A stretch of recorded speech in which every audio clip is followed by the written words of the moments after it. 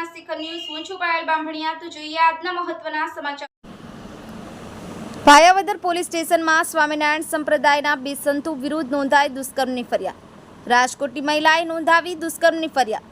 ધર્મ સ્વરૂપદાસ સ્વામી લગ્નની લાલચ આપી ગુજાર્યું દુષ્કર્મ। નારાયણ સ્વરૂપદાસ સ્વામી તેમજ મયુર કસદરિયા સ્વામીના સેવકે આપ્યું સાથ। ખીરસરા ગુરુકુળમાં મહિલા સાથે અવારનવાર દુષ્કર્મ આચર્યા હોવાનું પીડિત મહિલાનું કથન। આસિફ કોકર, સત્યના શિખર ન્યૂઝ, રમેશ સત્યની સાથે।